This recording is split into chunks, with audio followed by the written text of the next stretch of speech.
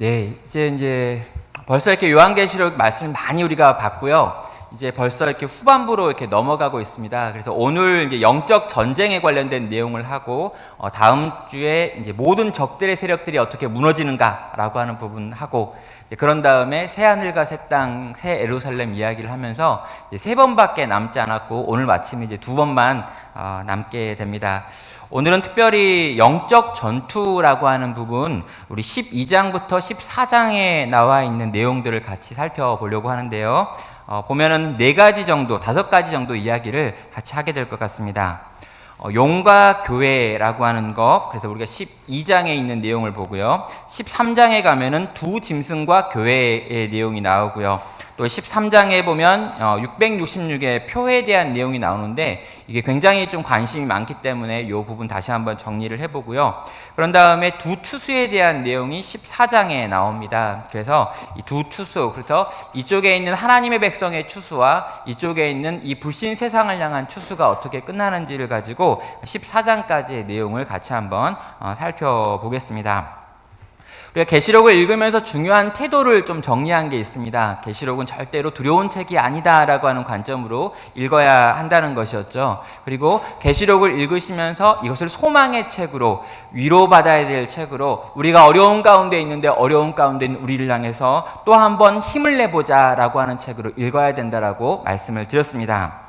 자, 그렇게 하나님 뜻 안에서 이 땅을 살아가고 있는 성도들이 있는데요. 이러한 성도들이 이 땅에서 그 선한 삶, 주님 뜻대로 살아가는 삶을 살려고 할 때 그럼 방해하는 세력이 있다는 것이죠. 그래서 이 방해하는 세력과의 싸움이 있고 이 싸움이 이 땅을 살아가는 모든 성도들에게 있다라고 하는 걸 설명하며 그 적과의 싸움을 어떻게 싸울 것인가 라고 하는 내용을 가르치기 위해서 이 교회와 관련된 세 번째 삽입 구절로 해가지고 12장부터 14장까지에 있는 교회의 영적 전쟁이라고 하는 부분을 다룬다라는 것입니다. 그래서 오늘 본문을 보면서 교회가 싸워야 되는, 우리가 싸워야 되는 영적 전쟁이 어떤 것들인지를 같이 한번 정리하고요. 이 싸움에 임하는 우리의 태도를 한번 정리해 보겠습니다. 자, 전체 내용 가운데 있는 것들이 뭔가 이렇게 한번 살펴보면은요, 지금 해를 품고 있는 해품여가 계십니다. 그래가지고 해를 품고 있는 여인이 있고요. 이 여인은 달을 밟고 있죠. 그런데 이렇게 달을 밟고 있는 이 해를 품고 있는 여인을 머리가 7개 달린 용이 공격하는 내용이 12장에 나와 있습니다. 이 12장에 나와 있는 용은 굉장히 강력한데요. 꼬리로 하늘에 있는 별들의 3분의 1을 집어다가 땅바닥에 던질 만큼 강력한 용인데 이 용이 이 여인을 공격하고 있죠. 자, 이 여인을 공격하는 용을 또 이렇게 그림을 그린 분도 있습니다. 아무튼 달에 앉아있다고 하니까 달을 진짜 이렇게 그리고 이 위에다가 여자를 그리고 머리 위에 뭐가 이렇게 빛나고 있는 것도 보여주고 있죠. 자, 그런데 이 여인이요, 용의 공격을 받는 중에 아이를 낳게 되죠. 그런데 이 아이를 낳았는데 낳자마자 이 아이가 하늘로 승천해버립니다.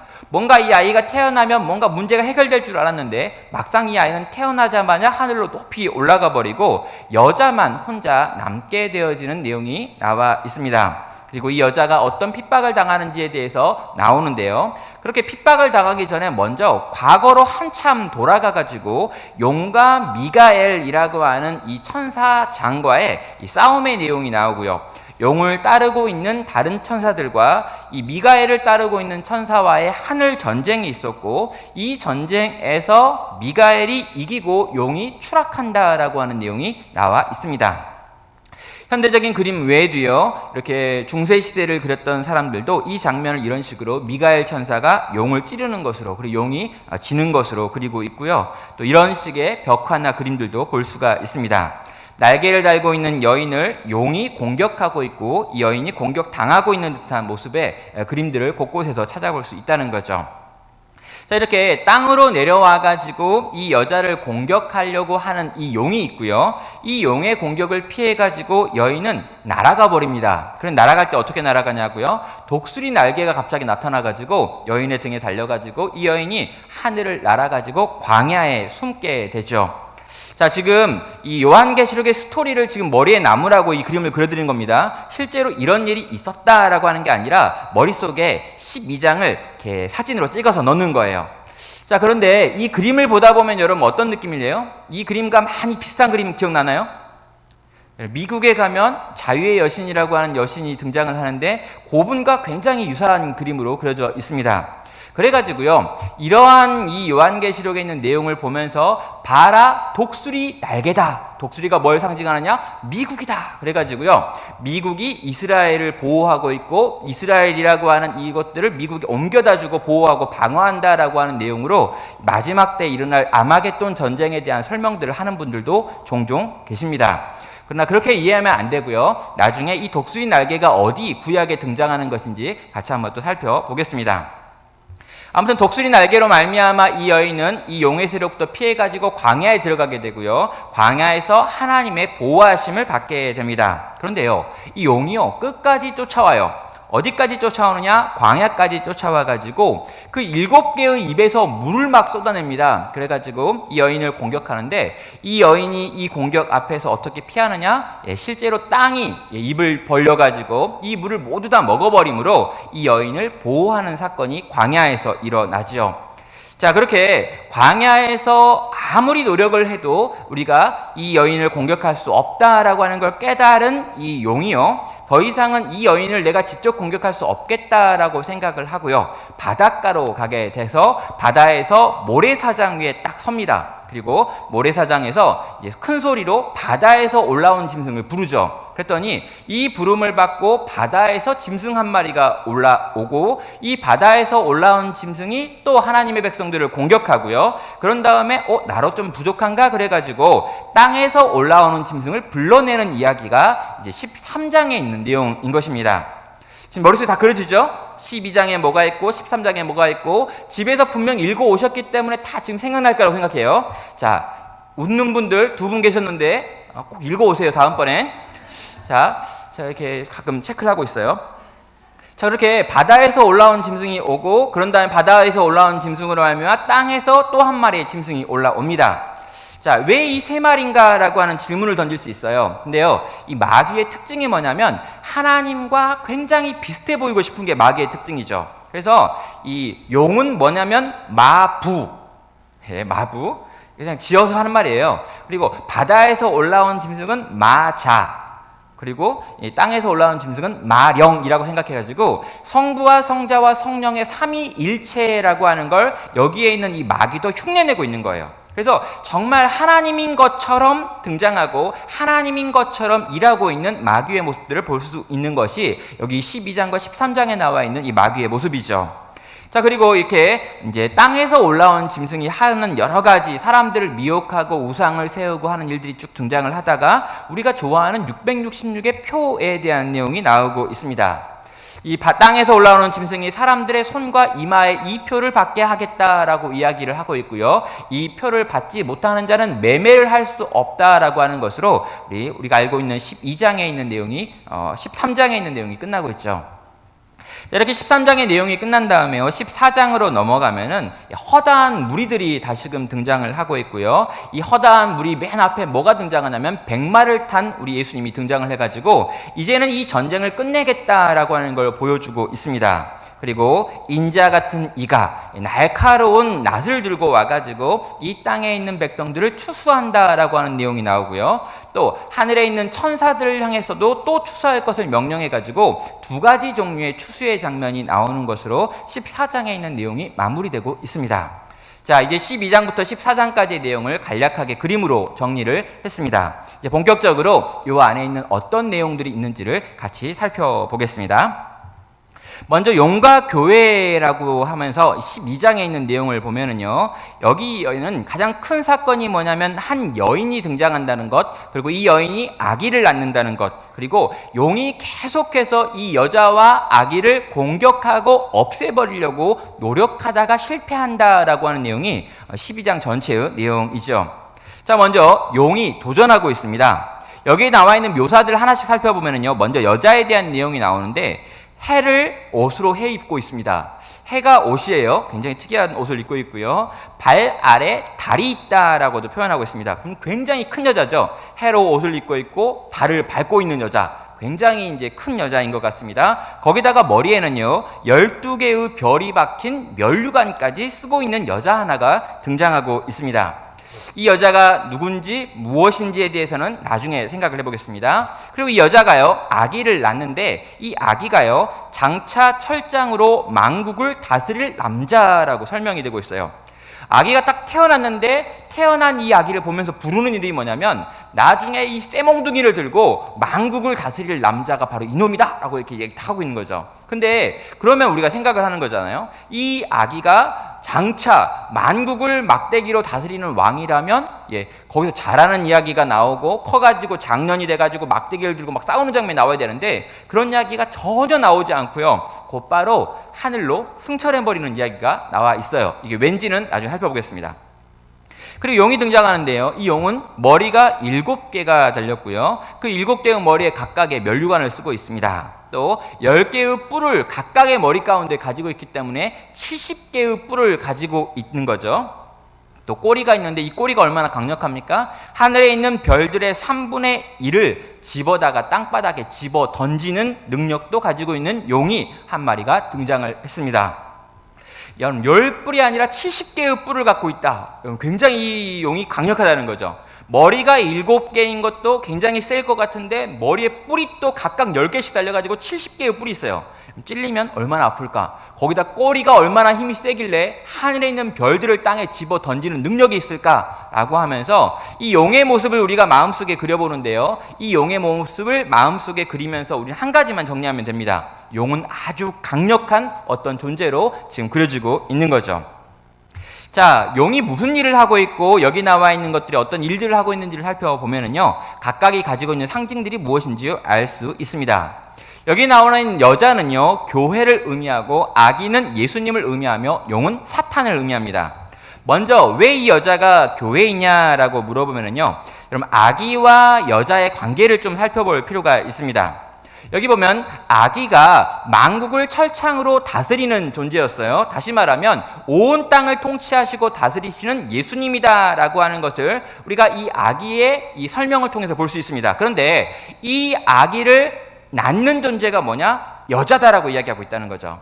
여러분 고통 가운데 부르짖음으로 이 아기를 태어나게 만드는 존재가 있는데 그게 이 여자입니다. 그런데요 성경은 곳곳에서 교회를 여자라고 표현하고 있다는 거예요. 그리고 교회라고 하는 공동체 속에서 예수 그리스도가 계속해서 태어나고 있는 거죠. 그래서 우리는 예수님을 믿는 믿음으로 말미암아 모여서 성도가 되어지고 교회를 이루지만 이 땅에 있는 교회가 예수 그리스도를 증거하는 것을 말미암아 세상에 예수 그리스도가 전해진다라는 측면에서는요 교회는 예수 그리스도를 품에 안고 있고 또 태어나게 만드는 여자다라고 하는 것이 당시 초대교회가 교회를 생각하는 마음이었다는 것이죠. 이 교회의 특징이 무엇입니까? 용의 핍박을 피해가지고 광야로 도망해가지고 하나님의 양육을 받는 1260일이라고 하는 시간들을 보내고 있더라는 거죠. 분명히 이 땅에 교회가 있는데 이 교회가 예수 그리스도를 태어나게 만든 바로 그 교회가 맞는데도 불구하고 오늘 이 땅에서 용의 핍박으로 말미암아 고통당하고 있는 현실을 이야기하면서 1260일이라고 하는 42개월 한때 둔때 반때라고 하는 요 시간들을 고통당하고 있는 교회의 모습으로 지금 이 여자의 모습을 그리고 있는 겁니다. 또 여러분 여기 아기가 등장을 하는데요. 이 아기가 예수님입니다. 근데 장차 만국을 통치하실 분이다라고 하면서 소개를 받았는데요. 막상 태어나자마자 하나님 앞과 그 보좌 앞으로 올라가 버리는 승천의 모습을 보여주고 있죠. 왜 그런 걸까라고 물어보면요. 지금 예수님이 이 여자와 함께 있으면요. 이 이야기가 전개가 안 되는 거예요. 자, 지금 이 땅을 살아가고 있는 초대교회를 살아가고 있는 성도들이 느끼는 가장 큰 어려움이 뭐냐면요. 예수님이 우리와 함께 하지 않는 것 같은 상황 속에서 이 싸움을 싸운다는 거예요. 여러분, 우리가 지금 이 땅을 살아가면서 성도로 살기가 어려운 가장 큰 이유가 뭐냐면요. 예수님이 마치 내 삶 가운데 없는 것 같다라고 여겨지는 순간들이 너무나 많기 때문인 거죠. 지금 이 땅을 살아가고 있는 우리를 위로하기 위한 책이기 때문에 예수님은 늘 우리와 함께 임마누엘로 계시지만 없는 것 같은 때를 경험하는 그때 어떻게 살아야 되는지를 보여주기 위해서 아기는 태어나자마자 하나님의 보좌를 향해서 승천하는 것으로 지금 정리하고 있다라는 거예요. 분명히 예수 그리스도를 낳았지만 예수 그리스도의 보호를 받지 못하는 상태 가운데 있는 교회여, 너희는 어떻게 이 땅을 살아야 되는지를 보여주고 싶었다는 것이죠. 여러분, 그리스도에 대한 여러 가지 이야기를 할 수 있습니다. 그러나 그의 승천하는 장면은 그가 모든 것을 싸워 이겼고 승리하였고 이기는 분이시다라고 하는 걸 보여주기 때문에 올라갔다라고 하는 승천의 장면 하나만 가지고 이 아기 예수님에 대한 설명을 마치고 있는 것입니다. 그런데요, 이 용은 그럼 뭐 하는 존재라는 거예요? 여러분, 이 용 사단은 기본적으로요, 이 아이를 삼키려고 했었습니다. 그런데 베들레헴에서도 이 용은 그렇게 일했었고요, 또 예수님을 십자가에 달아 죽이는 데서도 이 사단은 열심히 수고하고 있었던 것들을 보면 용이 이제껏 했던 일은 늘 똑같았다는 걸 보여주죠. 그리고 이 용은요, 이 여인을 핍박하고 있습니다. 사단은 교회를 핍박한다라고 하는 걸 생각하면 여전히 용은 똑같은 일을 지금도 하고 있는 것들을 보게 됩니다. 교회를 향한 계속된 핍박들, 유대인들이 핍박했고 로마가 핍박했고 각 시대별로 기독교인들을 핍박하고 교회를 핍박했던 세력들, 그 모든 세력들이 용의 세력이며 사단의 세력이다라고 하는 것들을 이 세 명의 등장인물을 통해서 우리는 보게 된다는 것이죠. 자, 이렇게 용은요, 교회를 핍박했습니다. 자, 그렇게 용이 교회를 핍박하는 이야기, 마귀가 이 교회를 핍박하는 이야기가 막 나오다가요, 중간에 갑자기 하늘에서 있었던 미가엘과 용의 전쟁의 장면이 지금 회상하면서 나타나고 있습니다. 자, 하늘에서 엄청난 전쟁이 이때보다 훨씬 전에 일어났다는 거예요. 근데 이 훨씬 전에 일어난 이 하늘에서 일어난 전쟁이 지금 네가 경험하고 있는 이 현실의 문제를 해석하는 틀이기 때문에 과거에 있었던 한 사건에 대해서 요한에게 지금 하나님은 보여주고 있는 겁니다. 어떤 사건입니까? 미가엘과 천사들이 이 사단과 사단을 따르는 타락한 천사들과의 전쟁에서 이겼다라고 하는 내용이죠. 이런 내용들이 들어있습니다. 시간적으로는 이미 오래전에 하늘에서 일어났던 사건이지만 사단과 천사들의 영적 전쟁이 이미 있었고 그때 미가엘을 중심으로 해가지고 이미 승리했다라고 하는 이야기를 보여주고 있는 겁니다. 여러분, 이게 왜 중요하냐고요? 이 싸움을 싸우고 있는 우리는 마귀가 너무 강력해 보이고 사단이, 용이 70개의 뿔을 달고 있는 이 거대한 이 괴물이 너무나 강력해 보이지만 얘는 이미 과거에 미가엘의 손에 의하여 졌던 애야 라고 하는 이야기를 들려주고 싶은 거라는 거죠. 여러분, 이미 패배한 사단이라는 겁니다. 이미 게임에서 진 적이 있는 거예요. 네가 보기에는 굉장히 두려워 보이지만 실상은 패배한 자고 쫓겨난 자고 땅 아래로 추락한 자들이다 라고 하는 걸 보여주면서 네가 느끼고 있는 그 두려움, 네가 보고 있는 그 마귀 사단의 그 강력함에 대하여 다른 관점으로 봐야 된다는 걸 보여주고 있는 거죠. 사단과 그를 따르는 세력이 있다. 그러나 그것과 미가엘과 천사들이 있는데 그 천사들이 이미 전쟁을 벌였었고 미가엘과 천사들의 승리로 말미암아 쫓겨난 것이 사단이며 쫓겨나가지고 있는 곳이 이 땅에서 지금 권세 잡고 있는 것처럼 보인다라는 거예요. 여러분, 이 땅에서 마귀가 권세 잡고 있는 것 같아 보이지만 하늘에서 마귀가 쫓겨나가지고 지금 이 쫓겨난 자리가 이곳이기 때문에 이곳에서는 힘을 발휘하고 있는 것 같지만 거기선 이미 밀려난 존재다라고 하는 걸 설명한다는 거예요. 여러분, 이게 뭘 의미합니까? 미가엘에게도 이미 패배한 존재라면은 예수님과는 싸울 수도 없는 존재다라고 하는 걸 보여주고 있는 거죠. 여러분, 그 당시에 사람들이 가지고 있던 종교관 중에 이 두 가지 신이라고 하는 신을 믿는 종교가 있었어요. 이게 뭐냐면 빛의 신과 어둠의 신이 있어가지고 이 빛과 어둠이 끊임없이 싸워가지고 빛의 신이 이기면 세상의 모든 것들이 잘 되고 이 어둠의 신이 이기면 세상 모든 것이 안 좋아진다라고 생각하는 이 이원론적인 생각이 있었습니다. 그래서 이 양신이 싸우고 있다라고 생각을 하면서 이 사단과 하나님이 싸우고 있다라고 생각하는데 그게 아니라는 거예요. 지금 하나님과 사단은 싸울 수도 없는 존재다. 기껏 하나님이 부리시는 미가엘에게도 사단은 이길 수 없다라고 하는 걸 보면서 예수님과 사탄이 싸운다거나 이럴 일 없다는 거예요. 예수님은 훨씬 더 강력하시고 사탄은 저 하급발이다. 기껏 미가엘하고 싸워도 지는 존재야 라고 하는 걸 보여주고 있다는 것이죠. 자, 이렇게 이것들을 정리하는 이유가 뭘까요? 거짓되고 제한된 사탄의 위협에 대하여 두려워 떨지 말아라라는 이야기를 하고 싶었던 것입니다. 지금도 사탄은 우리 가운데 뭘 하고 있습니까? 성도들을 위협한다는 거죠. 내가 너를 죽일 수 있고, 내가 너를 물 수 있고, 내가 너를 망가뜨리고 부셔뜨릴 수 있다라고 위협하는 존재가 사탄입니다. 그런데요, 이렇게 그가 우는 사자처럼 두루다니면서 삼킬 자를 찾고 있는 것 같아 보이지만 그의 특성은 뭐냐면 우는 사자라는 거예요. 여러분, 우는 사자의 특징이 뭐냐고요? 물어 죽일 수 있는 능력이 없는데 우리를 두렵게 하는 허수아비 사자다라고 하는 걸 보여주고 있는 거죠. 성도를 궁극적으로 해칠 수 없는 것이 마귀다라고 이야기하면서 이 마귀가 너를 두렵게 하고 있고, 이 마귀의 세력인 로마가 너를 두렵게 하고 있고, 공산주의가 너를 두렵게 하고 있고, 세속주의가 너를 두렵게 하고 있지만 아무것도 너를 이 하나님의 사랑에서 끊어낼 수 없다는 것, 너의 중심은 영원히 내가 지킨다는 것 기억하라라고 하는 의미에서 하나님께서는 이 이미 패배한 사탄의 모습을 과거의 미가엘과의 전투에서 진 사탄의 모습으로 여기서 그려 보여주고 있다는 거죠. 요한일서 5장 18절은 말하죠. 이 악한 자가 만지지도 못하게 하겠다고요. 네가 이것을 두려워할 필요가 없다라고 하는 선언을 하고 있습니다. 그러면서 하는 말이 뭡니까? 이 땅에 있는 교회, 그리고 이 하늘에는 이미 승리한 교회가 승리의 노래를 부르고 있다라는 이야기를 하는 거죠. 하늘에서 전쟁이 있었고 그 전쟁 이후에 하늘에는 오직 하나님의 사람들이 승리하여서 거기서 승리의 찬양을 부르고 있다라는 거예요. 어린 양의 피를 의지하는 자, 증거하는 말씀으로 이기는 자, 죽기까지 생명을 아끼지 않고 이 땅을 살았던 모든 자들은 이미 승리하여서 그 승리를 그 하늘에서 누리고 있다라고 이야기를 하면서 이미 승리한 천상의 교회의 모습을 보여주고 있는 것입니다.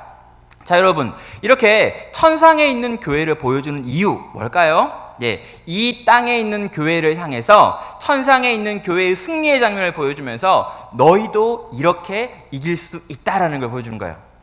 여러분, 우리가 이 땅을 살아가면서 이렇게 많이 생각하는 게 그거잖아요. 누가 내 앞에서 이렇게 살아서 이겼다는 걸 보여만 준다면 나는 그 사람의 뒤를 보고 그렇게 따라갈 수 있을 텐데, 근데요, 허다한 무리가 그 싸움을 싸웠고 이미 이겼다라는 걸 보여주고 있다라는 거예요.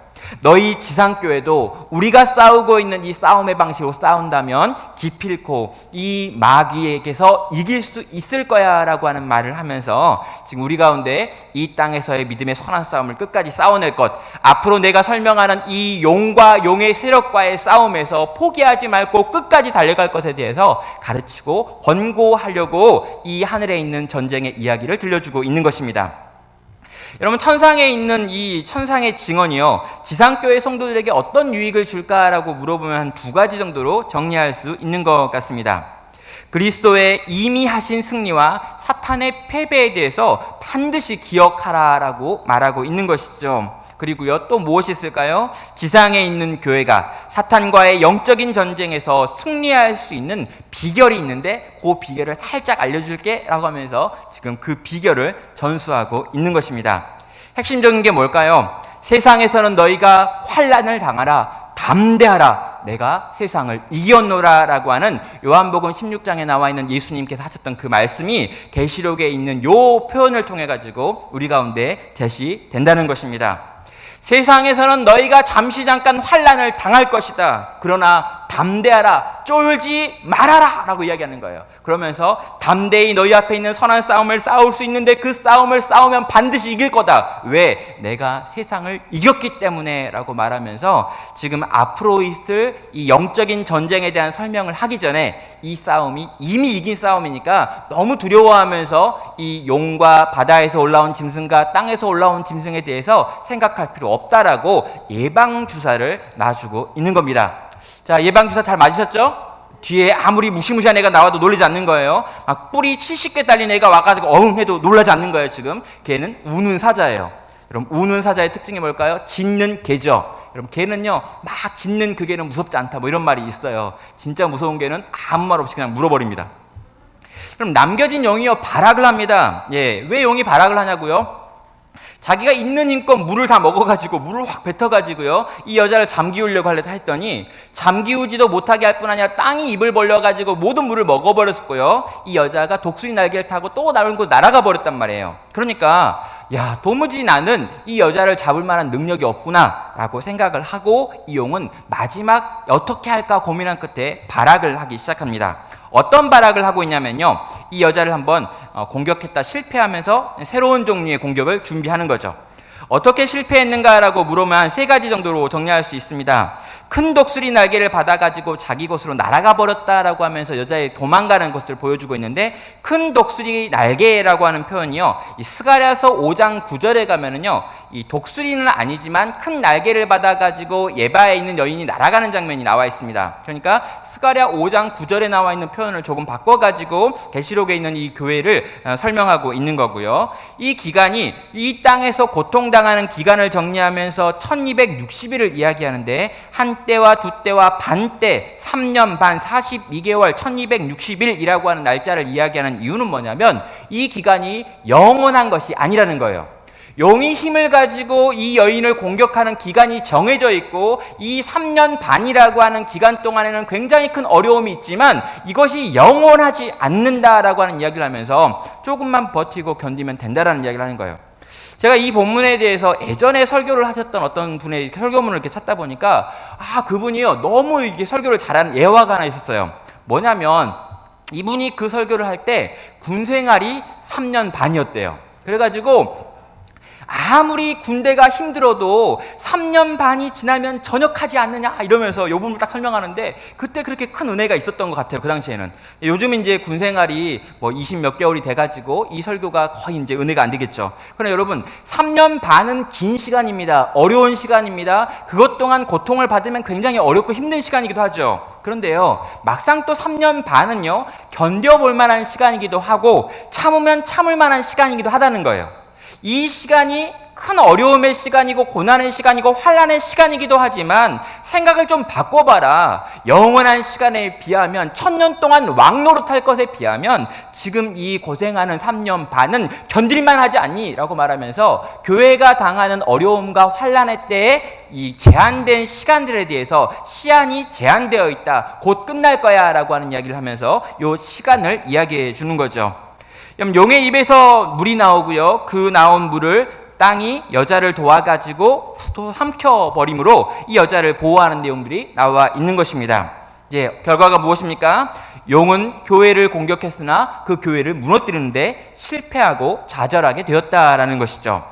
우리는요, 이 이야기가 또 예수님의 입에서 이미 나온 말이라는 걸 알고 있습니다. 여러분, 이 땅에 교회가 있는데요, 이 교회가 음부의 권세가 무너뜨리지 못한다라고 분명하게 베드로의 신앙 고백 위에 세워진 교회의 안전에 대해서 주님께서 약속하셨다는 거죠.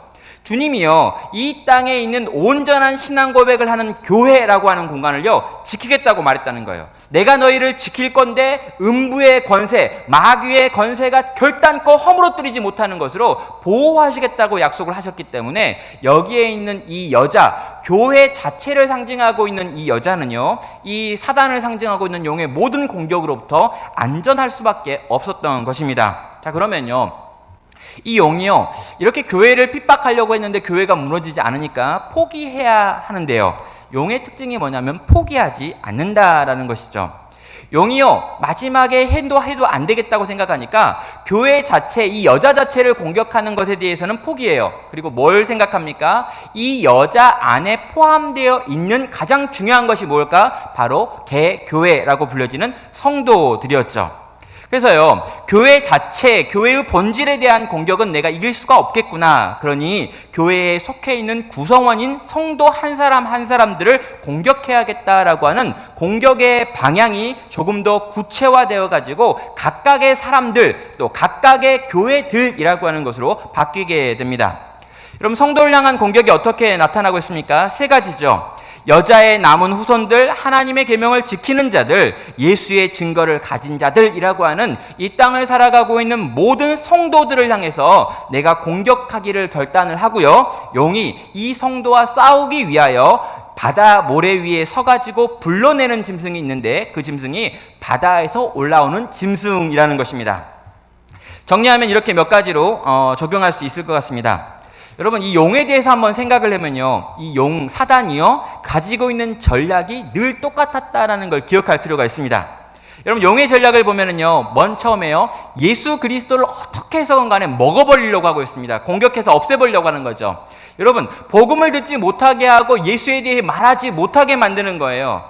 용이 가지고 있는 첫 번째 특징은요, 어떻게든 예수를 그 입에 올리지 못하게 하는 것, 예수를 낳지 못하게 하는 거예요. 여러분, 교회가요, 우리끼리 모여가지고 막 찬양 파티를 하고 있다? 야, 용이 별로 관심이 없어요. 우리끼리 모여가지고 맛있는 걸 먹고 있다? 심지어 우리끼리 모여가지고 성경 공부를 열심히 하고 있다? 우리끼리 모여가지고 뭐 이렇게 잘 살고 있다? 용이 전혀 관심 안 갖습니다. 그런데요, 우리끼리 모여가지고 우리가 거기서 끝나는 것이 아니라 우리가 예수 그리스도를 낳아야겠다라고 생각을 하면서 예수의 이름으로 세상을 향해 나아가서 그 예수의 이름을 증거해야겠다라고 말하면요, 용이 자기가 가지고 있는 모든 역량을 동원해가지고 예수가 태어나지 않게 하기 위하여 이 땅에 있는 여자를 핍박하는 것처럼 교회를 핍박한다는 것입니다. 그럼 용의 전략은요, 늘 똑같았다는 거예요. 용은 늘 예수의 이름이 증거되지 못하도록, 예수가 태어나지 못하도록 하고 있는 그 일을 지금도 하고 있습니다. 또 여러분, 이 용이 뭘 하냐고요? 그리스도인들이 그리스도인답게 살지 못하게 만드는 그 일에도 앞장서고 있죠. 정말로 예수의 삶을 살아가고 있는 교회, 정말로 예수님처럼 예수님의 발자취를 쫓아가는 제자의 삶을 살기 시작하면 용은 그 교회와 그 성도를 공격하며 아프게 하며 상하게 해서 두려워 떨므로 이 성화의 길을 가지 못하도록 방해하는 그 일을 창세 때부터 이 땅에 떨어진 용이 이 땅에서 계속해서 에덴 동산에서부터 지금까지 하고 있는 일이 바로 그 일이라는 거예요. 용은요, 그 일을요, 지금까지 계속하고 있습니다. 용은요, 아주 심플하고 단순해요. 이 세상에 용이 태어나가지고 하고 싶은 일은 딱 두 가지밖에 없어요. 요 일을 옛날부터 좋아했고 그 일을 했고 그 일만 하고 있습니다. 밥도 안 먹고 일을 해요. 그러니까 잘하죠. 우리는 할 일이 너무 많습니다. 먹고 마시고 시집가고 장가가고 막 해야 될 게 너무 많고, 가끔 영적 전쟁을 싸워야 되고, 가끔 우리는 복음을 전해야 된다고 생각을 하죠. 그런데 용은요, 자기의 모든 역량을 다 동원해서 예수님을 못 믿게 하는 것과 예수님 뜻대로 살지 못하게 하는 이 두 가지 일만 하고 있어요. 그러니 이 용을 이기는 게 어떻게 가능하겠느냐라는 생각을 하게 되는 것이죠. 용이 가지고 있는 이 전략에 대해서 우리는 기억할 필요가 있습니다. 두 번째로요, 이렇게 용이 강력한데요, 이 강력한 용의 얼굴을 찬찬히 쳐다보면요, 이 용이 가지고 있는 두려움이 보여요. 물론 여러분, 이렇게 말한다고 해가지고 진짜 마귀의 얼굴을 찬찬히 쳐다봐야겠다 이런 생각할 필요는 없어요. 근데 여러분, 이 지금 성경이 보여주고 있는 게 뭐냐면, 용이 이렇게 시끄럽게 소리를 지르면서 우리를 공격하는 이유가 뭔지를 보여주는데 뭐냐면, 하늘에서 쫓겨났기 때문이라는 거예요. 용이요, 승리자이고 당당하다면 이런 방식으로 인간들을 공격하지 않을 텐데, 용이 하늘에서 쫓겨났단 말입니다. 하늘로 돌아갈 수가 없다는 거예요. 하나님께 대하여 반역할 만한 힘도 없어요. 기껏 천사한테도 밀려난 존재라는 거죠. 자기는 패배했고 얼마 후면 끝나는 존재인 줄 알고 있어요. 그러니까요, 이 패배자로서 이 패배한 자가 나와 함께 동일한 패배 가운데 들어갈 자를 늘리기 위한 전쟁을 지금 싸우고 있다는 걸 기억할 필요가 있습니다. 용이 강력해 보이나 실상은 패잔병이다라고 하는 걸 기억할 때 우린 용과의 싸움에서 우위에 접할 수 있다라는 거예요.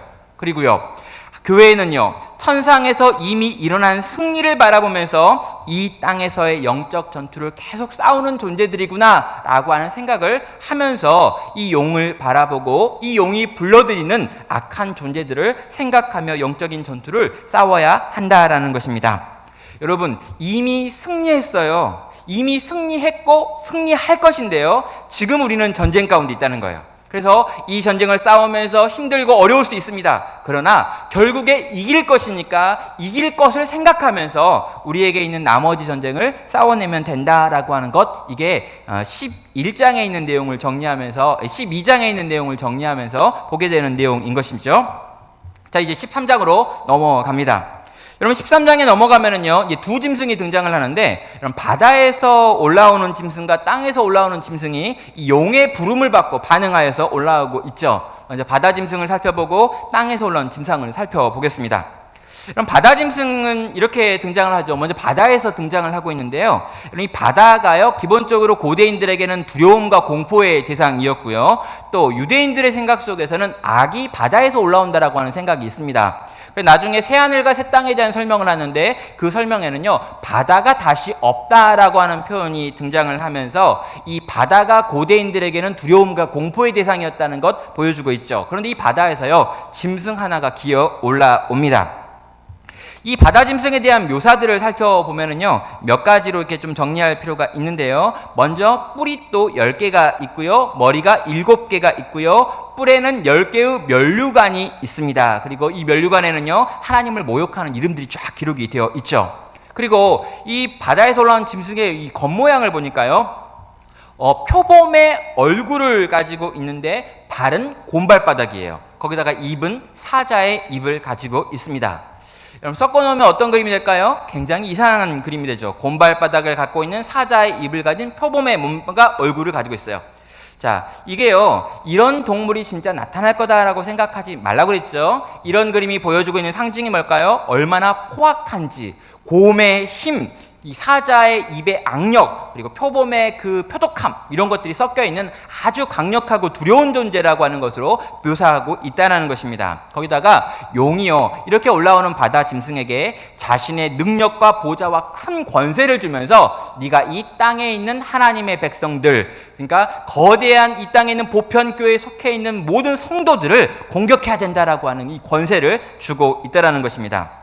이 바다 짐승의 특징이 뭐냐라고 한번 정리를 해보면 이렇게 정리가 됩니다. 머리 하나가 상하여 죽게 된 것 같다가 살아났고요. 상처 때문에 죽게 되었다는 게 소문이 났다가 그가 다시 살아나는 존재인 거예요. 12절과 14절에 보면요, 죽게 되었던 상처가 나은 자, 칼에 상하였다가 살아난 짐승이라고 말하면서 마치 무언가 죽을 뻔했다가 다시 살아난 어떤 존재, 성자 예수님의 부활의 모습을 패러디하는 존재로 이 마자가 등장하고 있다는 거예요. 여러분, 바다 짐승은 별명이 마자였습니다. 여러분, 성자 예수님께서 부활하셔가지고 권세와 능력을 가지시고 온 땅을 통치하는 것과 비슷한 모습으로 여기 바다 짐승도 이 땅에 있는 많은 사람들을 지금 몰아들이고 있는 거죠. 자, 누가 능히 이로 더불어 싸우리오라고 말할 만큼 강력한 바다 짐승이 나타났습니다. 이 강력한 바다 짐승이 과연 이 땅에 올라와서 무슨 일을 하는가라고 물어볼 수 있습니다. 그가 하는 일의 내용들을 볼까요? 사역의 내용들입니다. 먼저는 말을 하지요. 근데 그 말의 내용이요, 참남한 말, 신성모독의 말들인데 하나님을 회방하는 말들을 하고 있어요. 그리고 성도들과 싸워서 이기죠. 지상에 있는 모든 국가들과 민족을 다스리는 권세를 이 바다 짐승은 가지고 있어가지고 많은 사람들을 모아가지고 결국에는 용과 이 용을 숭배하도록 만드는 그 일을 하고 있습니다. 바다 짐승이 가지고 있는 강력한 능력들에 대해서 지금 보여주고 있고 큰 권세에 대해서 보여주고 있는 거죠. 여러분, 바다 짐승에 대해서 제가 이전에 수련회 때 설교도 했었지만요, 이 바다 짐승이 보여주고 있는 이 모습은 실제로 제국을 의미합니다. 여러분, 이 제국이라고 하는 강력한 이 힘이 세상을 향해서 성도를 핍박하고 있는 모습들, 그리고 강력한 말을 가지고 온 땅을 다스리는 방식으로 이 신성 모독하고 있는 것들, 심지어 성도들과 싸워서 성도들을 죽이고 있는 것들을 보여주면서 이 성도들을 공격하는 세상의 권력과 힘을 보여주고 있는 것이 바다 짐승의 모습이라는 것이죠. 자, 여러분, 이 바다 짐승이요, 이 성도를 공격합니다. 이렇게 공격하는 성도를 향한 이 바다 짐승의 공격 앞에서 그럼 성도는 어떻게 싸워야 하는 걸까요? 자, 이 땅을 살아가고 있는 교회가 이 바다에서 올라온 제국을 상징하고 있는 이 거대한 힘 앞에 싸우는 방식을 두 가지로 설명하고 있습니다. 하나는 뭐라고 말하냐면요, 사로잡는 자에게 사로잡혀주고, 칼로 죽이는 자의 손에 붙들려서 마땅히 칼로 죽어준다라는 방식으로 세상에서 하나님의 백성이 싸우는 것들을 보여주고 있습니다. 여러분, 이게 우리 가운데 굉장히 충격적인 내용입니다. 그냥 보면 그런가 보다라고 생각을 하는데요, 여러분, 그냥 볼 수 있는 내용이 아니라는 거죠. 여러분, 세상에서 힘과 능력과 권세를 가지고 있는 이 제국이 하나님의 백성인 교회를 잡아다가 지금 사로잡는데요, 이 사로잡는 자에게 사로잡혀짐을 당할 것이고 칼로 죽이는 자의 손에 칼로의 죽임을 당할 거라는 거예요. 그리고 그렇게 살아가고 그렇게 잡히고 그렇게 죽는 방식으로 성도는 이 땅에서의 싸움을 싸운다라고 말하고 있는 것입니다. 정리하면 이거죠. 폭력 앞에서 폭력으로 대응하는 것이 아니라 이 세상의 폭력 앞에서 순교를 당하는 방식으로 응전하고 있는 성도의 삶의 모습을 가리키고 있는 것입니다. 오른쪽 뺨을 때리면 나는 내 힘과 내 능력을 가지고 상대방을 죽사발을 만들어야겠다라고 생각하는 것이 우린데요. 오른쪽 뺨을 맞은 다음에 왼쪽 뺨을 들이대는 방식으로 이 세상과의 싸움을 싸워야 한다라고 지금 말하고 있다는 거예요. 사로잡는 자에게 사로잡혀짐을 당하는 것으로, 칼로 너를 죽이는 자에게 실제로 그 칼에 마땅히 죽어줌으로 너는 이 세상과의 싸움을 싸워야 하고, 이 제국이 우리를 공격할 때 이 제국과의 믿음의 선한 싸움을 끝까지 싸워내야 된다라고 말하고 있는 것입니다. 그럼 대표적인 장면이 이 장면이겠죠. 여러분, 스데반이요, 유대인들에게 둘러싸여가지고 돌에 맞아 죽는 장면입니다. 여러분, 스데반이요, 이 유대인들에게 둘러싸여 돌에 맞아 죽어가면서 마지막으로 했던 기도의 내용이요, 저들의 죄를 용서해달라고 하는 기도였다는 거예요. 여러분, 맞아 죽는 자리에서 맞아 죽어줌으로 이 스데반은요, 그들 가운데 있었던 이 바울이라고 하는, 사울이라고 하는 사람 가운데 가마를 주었고 결국에 사울이라고 하는 사람이 죽게 돌아오는데 위대한 기여를 하게 만들어냈죠. 여러분, 이게 두려라고 하는 사람이 그린 파나인데요, 이 파나에서 스데반의 머리 쪽 뒤에 한 사람이 머리를 쥐어뜯고 있는 장면이 있어요. 뭐냐면 여기에 있는 이 바울이라고 하는 사람, 사울이라고 하는 사람이 그 뒤에서 그 장면을 보면서 머리를 쥐어뜯고 있는 장면을 이 두려라고 하는 이 작가는 지금 표현하고 있는 거죠. 여러분, 돌에 맞아 죽어가는 그 순간에 그 돌로 때리는 그들을 위한 축복의 기도와 그들의 죄를 용서하는 기도를 하는 방식으로 성도는 그 믿음의 싸움을 싸워내야 한다라고 제국의 힘 앞에 싸우는 성도의 방식을 가리키고 있는 것입니다. 자, 이제 땅에서 올라오는 짐승과의 어떤 싸움이 있는 걸까요? 여러분, 땅속이 나타나고 있는데 땅속 역시 고대인들에게는요, 괴물이 올라오는 곳이라고 생각을 했습니다. 땅에서 짐승 한 마리가 올라오죠. 그럼 이 짐승에 대한 묘사를 보면요, 새끼 양같이 두 뿔이 있고요, 또 용처럼 말을 해요. 그런데요, 이 새끼 양이라고 하는 건 예수님을 보여주는데, 예수님처럼 생긴 개가 와가지고 용이 하는 말을 한다라고 하는 것의 특징이 뭘까요? 이 땅에서 올라오는 짐승의 특징은, 그의 주특기는 속임수구나 미혹이구나라고 하는 결론에 도달을 한다는 것입니다. 이 땅에서 올라오는 짐승은요, 거짓말하는 자이고 거짓 선지자들을 의미하는 것입니다. 자, 이 땅에서 올라오는 짐승의 특징들을 정리해 볼까요? 그는 바다 짐승한테 권세를 받고요, 땅에 있는 모든 자들을 이 바다 짐승한테 경배하게 하는 그 일에 애를 쓰고 있습니다. 그리고 세 번째가 중요한데요, 큰 이적을 행하는데 하늘에서 불이 땅으로 내려오는 이적을 행하고 있죠. 근데 이게 오순절의 모습을 지금 모방하고 있는 것입니다. 다시 말해서요, 이 땅에서 올라오는 짐승은 뭘 말하느냐면 성령 하나님을 패러디한 이 막이라는 거죠. 바다 짐승에게 권세를 받아가지고 이 바다 짐승을 주목하게 합니다. 이게요, 성령께서 성자 예수님을 주목하게 만드는 방식처럼 나는 이 땅에서 올라오는 짐승은 바다 짐승을 주목하게 만드는 방식으로 지금 사역을 한다는 거예요. 그리고 그 사역의 방식은 큰 이적을 일으키는 것인데, 하늘에서 불이 내리는 방식으로 성령께서 처음 오순절에 그렇게 사람들의 영혼을 깨웠던 그 방식과 너무나 유사한 방식으로 사람들의 마음을 얻어내는 마귀의 존재, 그리고 특별히 이들은 거짓 선지자라고 불려지는 존재라고 해석을 하면 된다는 것이죠. 성령의 사역을 패러디하며 사람들의 마음을 미혹하는 존재가 땅에서 올라온 짐승인 것입니다.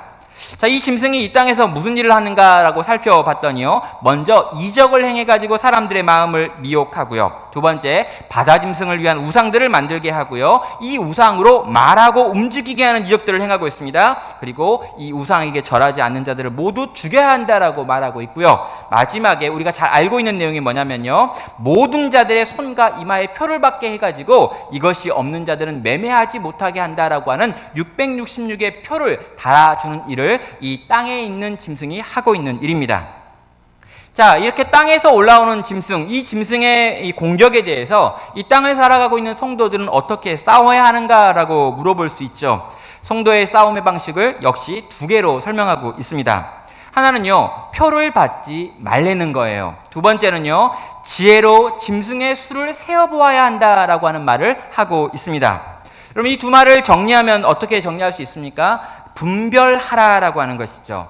잘 보고 그것이 진짜 참인지, 지금 성령님을 흉내내가지고 만들고 있는 저 이적이 정말 성령께서 만드는 이적인지 아니면 마귀가 만드는 속임수인지를 깨달으라는 거예요. 지금 저가 보기에는 어린 양 같은데 저 양의 입에서 나오는 말들의 내용을 잘 살펴봐가지고 그 말의 내용이 용이 하는 말이라면 저는 양의 탈을 쓰고 있는 늑대다라고 지금 이야기를 하고 있는 거죠. 여러분, 양의 탈을 쓰고 있는 늑대 무섭죠? 무섭잖아요. 양의 탈을 쓰고 있는 늑대가 지금 등장을 했습니다. 여러분, 이 양의 탈을 쓴 늑대라는 말이요, 그냥 나온 게 아니고요, 실제로 양을 돌보는 사람들에게서 나오는 말이에요. 뭐냐면은 이 양이라고 하는 짐승이 시력이 굉장히 안 좋습니다. 그래가지고요, 시력으로 뭔가 이렇게 구분하기가 굉장히 어려워요. 그래서 실제로 양을 훔치기 위한 도둑들이 양의 탈을 뒤집어 쓰고 기어가면요, 양이 자기 코앞에 올 때까지 몰라본다는 거예요. 그래서 양의 탈을 뒤집어 쓴 늑대라고 하는 표현이 실제로 있는 표현입니다. 여러분, 정말요, 이 거짓 선지자의 특징이 뭐냐? 땅에서 올라오는 짐승의 특징이 뭐냐? 눈으로는 절대 구별이 안 된다는 거예요. 겉으로 보기에는 양과 똑같다는 거예요. 심지어 말투가 너무너무 사근사근하고요, 겉으로 보기에 너무 괜찮아 보이고 또 전하고 있는 내용을 들어도 크게 문제가 없는 것 같을 수가 있다는 거죠. 그래서 네가 만약에 분별력이 없다면, 네가 만약에 정말 말씀에 대해서 바르게 깨달을 수 있는 판단력이 없다면 너는 그 거짓 선지자에게 휘둘려가지고 너의 생명, 너의 영원한 생명을 빼앗겨 버릴 수 있다라고 하는 경각심을 주려고 이 땅에서 올라오는 짐승에 대한 내용들을 설명하면서 너는 이 짐승의 수를 세어보아라, 제발 좀 분별해라라고 말하고 있다는 것입니다. 여러분, 저는요, 꼭 여러분들 이렇게 말씀드리고 싶은데요, 여러분, 저를 너무 많이 막 신뢰할 필요가 없습니다. 제가 이렇게 겉으로 보이기에는 참 선해 보이고, 심지어 제 목소리는 좀 거짓말 잘 안 할 것 같은 목소리이며, 저의 표정은 진정성이 있고, 저의 설교를 듣다 보면은 참 저 사람은 정말 신앙이 좋은 것 같다라고 하는 생각이 든다 할지라도 여러분, 저를 믿지 마세요. 예, 한 분만 웃어줘서 고맙습니다. 여러분, 진짜로 제가 전하는 것이요, 하나님의 말씀에 잘 비추어 옳다면 여러분, 저를 믿어주세요. 그러나 제가 전하는 것이 점점 더 바뀌고 왜곡되어지고 점점 더 세상의 말들이 많아져 가고 있다면 여러분이 가지고 있는 하나님의 말씀의 기준을 가지고 제가 지금 어긋나고 있다는 걸 판단하시고 분별하셔가지고요, 저를 쫓아내라는 거죠. 저를 쫓아내든지 빨리 나가든지 여러분의 영혼을 위한 최선을 선택하셔야 된다는 거예요. 그냥 교회이기 때문에, 제게 목사라고 하는 타이틀이 있기 때문에 저를 믿고 저와 함께 망하면 안 된다는 것이죠. 여러분, 겉으로 보이기에는 괜찮아 보일 수 있지만, 겉으로 보이기에는 좋은 말을 하고 있을 수 있지만, 겉으로 보기에는 굉장히 신사적일 수 있지만, 그가 전하고 있는 말의 내용이 용의 말이라면, 이 용이 말했던 그 신성을 모독하고 있는 말이며 인간이 왕되어 있는 말들을 끊임없이 하고 있다면, 그 말들이 은연중에 나오고 있다면, 여러분, 그것들이 막 섞여가지고 우리의 생각들을 지금 차지하고 있다면, 여러분, 지금요, 앞에 나와 있는 사람이 누구건 간에 저가 아니라 제 할머니라도, 할아버지라도, 여러분, 그는요, 양의 탈을 뒤집어 쓴 늑대이고 땅에서 올라온 짐승이라는 거예요. 아니라는 거죠. 분별하라고 말하고 있는 것입니다. 적용하면 이렇게 적용할 수 있겠습니다. 현실 속에서 사단의 세력을 이기는 것 같아 보인다 할지라도 그 세력이 허상이다라고 하는 걸 기억할 필요가 있습니다. 바다에서 올라온 짐승, 땅에서 올라오는 짐승 다 강력해 보입니다. 그러나 이미 이것들은 졌던 것들인 줄 기억하셔야 되는 거죠. 이 땅에서 우리가 싸워야 되는데요, 이 싸움을 싸워야 되는 우리는요, 인내와 믿음을 가지고 분명히 하나님께서 이 모든 것 이기실 것에 대해서 생각을 하면서 회복의 날을 바라보면서 믿음으로 분투해야 됩니다. 그리고요, 이 땅에 있는 이적들, 기적들에 미혹되지 않으셔야 합니다. 여러분, 땅에서 올라온 짐승의 특징이 기적을 가지고 사람들을 미혹하는 거였고요, 심지어 오순절 성령께서 임하셨던 날 임하는 그런 여러 가지 현상들을 일으키면서 사람들의 마음을 빼앗았습니다. 그리고 겉으로 보이기에는 양처럼 보였습니다. 그러나 그는 늑대였고 사람들의 영혼을 노략질하는 존재였죠. 그러니 이적에 미혹되지 말고 기록된 하나님의 말씀의 지혜를 붙들고요, 이 지혜가 여러분 가운데 있어서 그 분별력을 가지고 이 땅에서 일어나는 모든 말들을 판단하시고 평가하시면서 한 번밖에 없는 여러분의 이 땅에서의 시간들, 그 소중한 영혼을 지키시는 우리 성도님 되시기를 주의 이름으로 축원합니다. 자, 이제 666의 표로 한번 들어가 볼까요? 여러분, 이 666의 표가요, 굉장히 중요합니다. 왜 중요하냐면요, 이 표를 가지고 온통 너무나 많은 말들이 있기 때문이죠. 두 가지 종류의 오해가 있는데 하나씩 좀 정리를 해본다면요, 하나는 과거주의적인 해석이라고 하는 것이 있습니다. 여러분, 이 666의 표는 과거에 있었던 어떤 사람들이다라고 정리를 하는 거죠. 대표적인 사람이 네로와 히틀러라고 하는 사람입니다. 여러분, 이 네로가 이 시저 네로라는 표현, 또 히틀러라고 하는 표현을 이 게마트리아라고 하는 방식으로 알파벳 숫자들에게 각각 알파벳에가 숫자를 이렇게 붙여가지고 해석하는 이렇게 암호를 만드는 방식이 있는데, 이 게마트리아라고 하는 방식을 가지고 이 시저 네로라고 하는 알파벳을 다 합치면 그 숫자가 666이 된다라는 거예요. 또 이게요, 또 히틀러라고 하는 이 단어를 가지고 또 요약을 해보면 이런 식으로 666이 된다라는 것이죠. 여러분, 당시에는요, 이 말이 맞습니다. 왜요? 초대 이 교회, 그러니까 AD 1세기의 이 시기에는요, 실제로 이 로마 황제의 이 네로가 죽은 것이 아니라 파르티아로 지금 도주해 있는 상태고, 파르티아 군대와 함께 쳐들어올 거다라고 하는 소문이 있었기 때문에 그 당시에 666의 표라고 하면요, 네로다라고 하는 말이 맞다라는 거예요. 자, 그리고요, 이 두 번째 나와 있는 짐승이 깊은 상처를 받았으나 살아난 자라고 하는 걸 볼 때요, 네로가 죽은 것 같았으나 살아나가지고 다시 회복해가지고 군대를 끌고 온다라고 하는 말은 당시의 사람들한테는 의미가 있는 말이었고, 당시의 성경을 읽는 사람들은 그렇게 666의 표를 네로다라고 하는 생각을 가지고 읽을 수 있습니다. 이게 과거주의적 해석이죠. 여러분, 당시의 네로의 모습을 이렇게 또 얼굴을 잘 만들어 놓은 분이 있습니다. 예, 의외로 좀 잘생긴 느낌이 듭니다. 영화에는 굉장히 이상하지만 실제로 입상이나 이런 거 보면 괜찮게 생겼던 것 같습니다. 이름이 시저 네로죠. 이렇게 말해서 이 시저 네로라고 하는 알파벳 숫자들을 합쳐가지고 666의 표가 된다라는 거예요. 그런데 AD 1세기에 이 네로로 666의 표를 읽은 건 전 동의합니다. 그런데 세월이 많이 지난 다음에 이 20세기를 들어오면서 아돌프 히틀러라고 하는 사람이 등장을 해가지고, 예, 세계대전이라고 하는 2차 세계대전을 일으켜가지고 엄청난 많은 사람들을 죽이는 일이 일어나죠. 그런데 이때 무슨 일이 일어나냐면요, 이 히틀러라고 하는 이름의 독일어 철자를 게마트리아로 풀었더니 또 666의 숫자가 된다라고 말하면서 히틀러가 바로 그 666이다라고 말하는 사람들이 나타나기 시작했다는 거죠.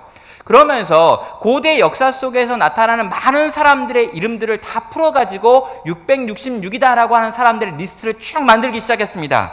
예. 그런데요, 저는 이 해석은 틀렸다고 생각을 하는 거예요. AD 1세기에 네로를 지칭하면서 666이다라고 하는 건 맞습니다. 왜냐하면 그 당시를 살아가고 있던 그들에게는 그것이 현실이었고 오늘의 문제였으니까요. 그러나 히틀러가 나타나가지고 히틀러에게 그렇게 말하고, 또 누군가가 나타나는데 그 사람이 나쁜 사람인데 그 사람의 이름을 풀어봤더니 또 660 나온다 그러고, 그래서 계속해서 666의 표는 이 사람이다, 저 사람이다, 저 사람이다, 저 사람이다 라고 말하는 건요, 다 틀렸다는 거예요.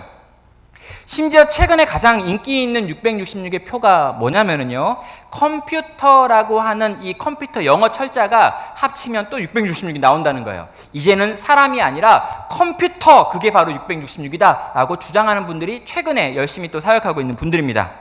자, 이게 과거에 있었던 인물들의 이름들을 살펴보면서 그 사람이 666이고 그 사람이 666이고 666이고 라고 하는 해석의 방식이라면요, 두 번째 오해가 있는데 그건 미래주의적 해석의 방식이죠. 미래에 일어날 어떠한 사건을 바라보면서 그 사건이 666의 표다라고 말하는데, 대표적으로 우리가 바코드를 생각할 수 있습니다. 여러분, 이런 방식으로 되어 있는 표가 처음 나타났을 때 이 표를 받는 자는 죽는다, 이 표를 받는 자는 지옥에 간다 그랬고, 이게 붙어 있는 걸 사면 안 된다 그래가지고 일부러 가게 가지고 바코드 안 붙어 있는 걸 찾아가지고 사 먹었던 기억이 있어요. 여러분, 이런 거 혹시 기억나시나요? 바코드가 666의 표다. 두 번째, 여러분, 신용카드가 처음 등장했을 때도요, 신용카드 안에 개인의 신상 정보가 들어간다고 해가지고 이 카드를 가지면 안 된다라고 주장하며 신용카드 받지 않기 운동을 교회가 함께 했던 적이 있습니다. 혹시 기억나시는 분 있나요? 아주 소수의 그룹만 했다는데 여의도에 계시면 할 수 있습니다. 예.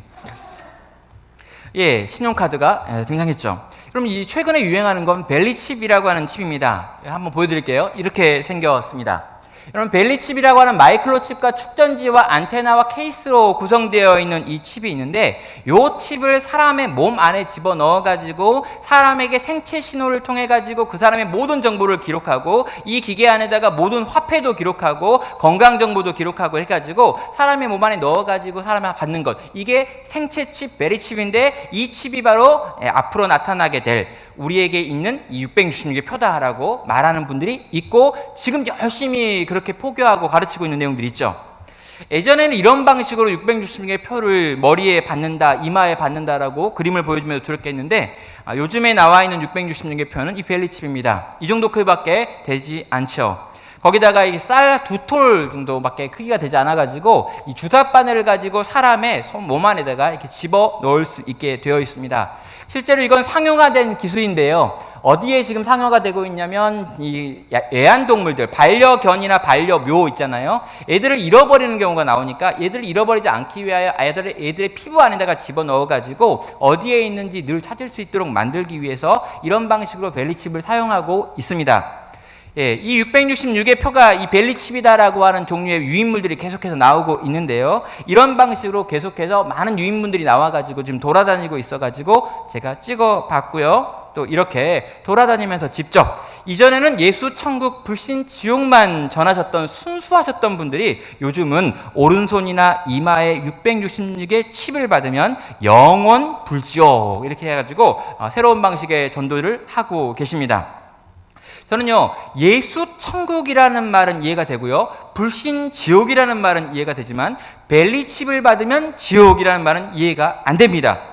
여러분, 심지어 이렇게 말합니다. 받으면 암 걸립니다. 짐승의 표이다. 벨리칩은 계시록 13장과 14장에 나와 있는 짐승의 표이다 라고 말하면서 지금도 열심히 돌아다니는 분을 2014년에 찍었던 교회와 신앙에 나와 있는 그림을 여러분에게 가지고 왔습니다.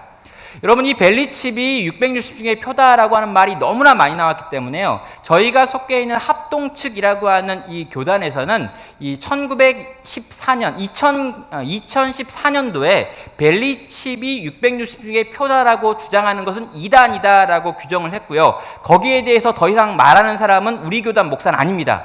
그래서 교단 전체가 이렇게 말하는 주장이 틀렸다, 이런 주장은 더 이상 우리가 성경적지 않다라고 하는 거예요. 왜 그런 거냐면요, 666의 표를 받으면 그는 지옥 간다라고 말하고 있는데, 여러분, 천국과 지옥을 나눌 수 있는 유일한 것은 예수 그리스도를 믿는 믿음이지 다른 그 어떠한 것도 실제로 우리를 지옥에 떨어뜨리게 할 수 없다라는 거예요. 이걸 받고 안 받고의 문제가 천국과 지옥을 가르는 문제는 결코 될 수 없습니다. 그런데 이게 문제가 있어가지고 뭐 병에 걸린다거나 뭐 이런 거는 뭐 상관없고요. 그런데 아무튼 실제로 성경은 분명하게 우리의 구원의 문제에서 유일한 구원은 예수 그리스도 안에 있는 믿음에 있다라고 이야기하지, 그 외에 어떤 것도 우리의 믿음의 여부와 상관없이 지옥에 갈 수 없게 만든다는 거예요. 그러면 이렇게 미래에 일어날 어떠한 이렇게 일들이거나 또 과거에 있었던 어떤 사건이 아니라면 이 666의 표를 우리가 어떻게 이해해야 되는가라고 하는 본문 안에 좀 들어가 가지고 물어봐야 되죠. 자, 666의 이 진실은요, 이마와 오른손에 이걸 받는다라고 하는 것 속에서 힌트가 담겨 있습니다. 이마와 오른손, 이 말이 도대체 어디 나오는 걸까요? 여러분, 먼저 이마는요, 그 사람의 생각, 그 사람의 사고방식 전체를 의미하는 표현이고요, 오른손이라고 하는 건요, 그 사람이 하는 모든 행동을 의미하는 것, 이게 오른손입니다. 자, 이렇게 그 사람의 이마와 오른손이라고 하는 건 그 사람의 생각과 그 사람의 행동 전부예요. 자, 행동과 생각 전부 가운데 뭐가 있어야 되느냐라고 지금 설명을 하고 있느냐는 거죠. 자, 그런데 이것과 똑같은 표현이 어디에 있냐면요, 신명기 6장에 나와 있고요, 신명기 6장에는 우리가 잘 알고 있는 쉐마라고 하는 말씀이 있습니다. 신명기에서 이스라엘 모든 백성들이 교육을 하면서 이렇게 해야 된다고 말하면서 신명기 6장 4절과 5절에서 이스라엘아 들으라, 우리 하나님 여호와는 이라고 시작을 하면서 너는 마음을 다하고 뜻을 다하고 힘을 다하여 내 하나님 여호와를 사랑하라 라고 하는 명령이 있죠. 근데 여러분, 이 명령을 하신 다음에 그 8절에 가면 이어서 무슨 말이 있냐면, 너는 그것을 너의 손목에 매어 기호를 삼으며 너의 미간에 붙여가지고 표를 삼아라 라고 하는 말을 하고 있다는 거예요. 다시 말하면 이 쉐마의 말씀을 너의 손목에다 새기고 너의 이마에 붙이고 다니라고 이야기하는 거죠. 너의 생각과 너의 삶 속에서 주 여호와 하나님을 너의 성품과 힘과 뜻을 다하여 사랑해야 한다라고 하는 걸 구현하는 삶을 살라고 이야기하는 거예요. 이게 쉐마의 가르침이고 신명기 6장에서 하나님 나라 백성들에 대한 가르침이었던 거죠. 이마와 손목에 붙이라는 거예요. 그래서 경건한 유대인들은요, 지금도 말씀을 볼 때 이마에다가 이 테필린이라고 해가지고 요걸 딱 붙이고요, 손에다가 가죽으로 해가지고 띠를 외요. 그리고 거기에 있는 내용이 뭐냐면 신명기에 있는 신명기 6장 4절과 5절에 있는 쉐마의 말씀을 이렇게 메고 있는 거죠. 경건한 유대인 집 부자입니다. 아버지와 아들이 지금 성경을 읽고 있는 거거든요. 머리에다가 테필린이라고 해가지고 이렇게 하나 이렇게 톡톡 있고요. 그런 다음에 손을 이렇게 둘둘둘 감아가지고 그런 다음에 성경을 읽고 있는 거예요. 그들이 가지고 있는 율법서를. 이게요, 실제로 그 당시 사람들에게는 너무나 익숙한 거였다는 거죠. 이마와 손목에 쉐마를 기록하라. 하나님을 사랑하는 생각을 하고 하나님을 사랑하는 것으로 이 땅을 살아가야 된다라고 하는 것이 그들의 마음 가운데 늘 있었는데, 지금 거기 그 이마와 손목에다가 다른 걸 새기라라고 말하고 있는 거고, 다른 거를 새겼다라고 말하고 있는 것, 이게 666개의 표를 거기다 달고 있는 걸 의미한다는 겁니다. 여러분, 이게 정말 궁금하시면요, 인터넷에 가셔가지고요, 구입할 수 있습니다. 소가죽으로 만든 거 35,000원입니다. 너는 마음을 다하고 뜻을 다하고 힘을 다하여 해가지고 있는데요. 이 구약에 있는 이스라엘 백성들, 이스라엘 백성들이 갖고 있는 굉장히 길고 좀 멋있는데 35,000원짜리는 굉장히 좀 초라하긴 합니다. 그러나 인터넷 가면 구매할 수 있고요. 또 구매하시기 원하는 분을 위해서 실제로 차고 있는 모습도 이렇게 보여드립니다. 자, 그렇다면 이마와 손목에는 하나님을 사랑하는 쉐마가 있어야 되는데 이 쉐마 대신 들어가 있는 게 뭐냐라는 거예요. 뭐냐? 666의 표가 있다라는 거죠. 그러면 666이라고 하는 건 뭘까라고 물어볼 수 있죠. 먼저 여러분, 6이라고 하는 걸 정리할 필요가 있습니다. 여러분, 6은 뭐냐면 완전한 것에서 모자란 거예요. 또 타락한 것이나 악한 것이고 오류의 숫자를 의미하는 것이 6이라고 하는 숫자입니다. 여러분, 왜 6이 문제가 되냐면요, 6 자체로 봐서는 크게 문제가 안 돼요. 6은 긍정적일 수도 있고 부정적일 수도 있습니다. 무엇과 관계해서? 7이라고 하는 숫자와 관계해서이죠.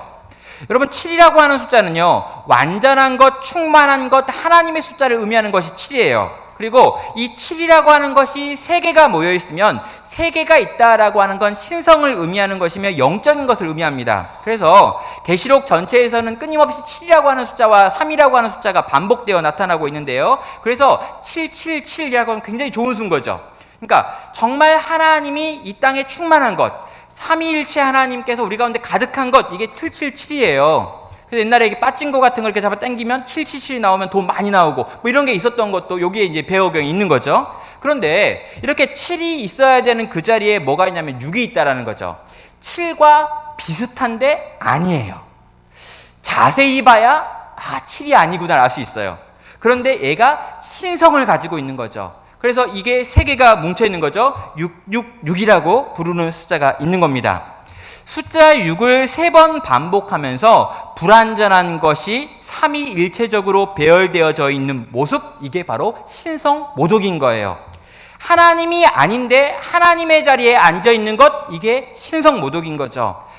정말 하나님과 비슷하게 생겼는데 하나님이 아니에요. 하나님인 줄 알고 따라가 봤는데 하나님이 아닌 것 이단이잖아요. 겉으로 보이기에는 7인 줄 알았단 말이에요. 완전한 건 줄 알았어요. 그런데 아니고 하나 부족한 것이었고, 부족한 것에서 끝나는 것이었는데, 이게 절대성을 가지고 삼위일체적으로 존재하면서 영적인 것처럼 신성을 가지고 있는 것처럼 우리 가운데 제시되고 있다라는 것이죠.